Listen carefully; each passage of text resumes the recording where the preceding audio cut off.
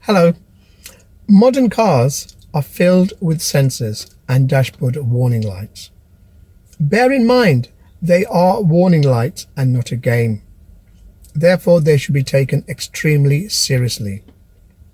The problem is, when something goes wrong, it's usually quite difficult to tell what they actually mean.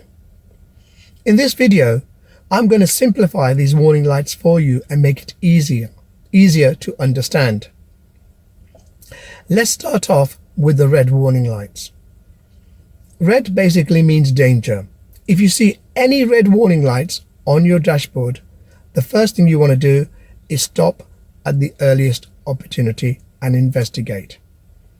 I'm going to give you an example of some red warning lights. Battery. This means that there is a problem with the charging system. The battery is no longer charging. If you are not far from your destination, you should conserve power by switching off all unnecessary things such as the radio and the heating, etc. Brake system. This indicates that immediate and urgent action must be taken. Either you have not fully released the handbrake, or your brake fluid is low, or worst, there is a problem with the braking system itself. This oil can symbol indicates that the oil may be dangerously low. You must stop immediately. Driving on low oil can cause the engine to overheat. Overheated engines can seize the engine, which will cost thousands to repair. Unfortunately, sometimes more than the cost of the car itself. Seatbelt. This indicates that the driver or one of the passengers is not wearing their seatbelt. Remember, it is a legal requirement for you to wear your seatbelt. The seatbelt symbol may also come on if you place something heavy on the seat. Airbag. This is probably one of the most dangerous warning lights. You must stop and not continue your journey in that vehicle. There is a risk that the airbag can explode in your face at any time. Well, that's the end of the first section. I'm now going to move over to the amber or the yellow warning lights. If you see an amber or a yellow warning light, again, it should be taken seriously. However, they're not as urgent as the red ones, and you can carry on driving. However, you should still book it to the garage and get it investigated. I'm going to go over some amber warning lights for you. Tire pressure. This indicates low tire pressure.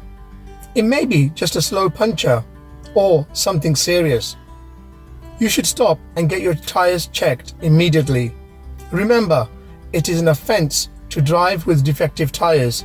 You can get 3 penalty points for each defective tire.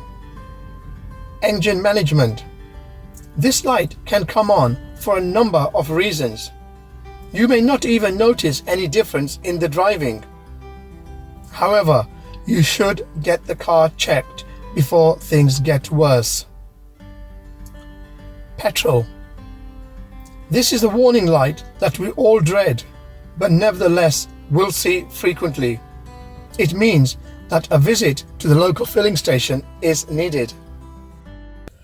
Blue or green lights showing up on the dashboard indicates that something is switched on.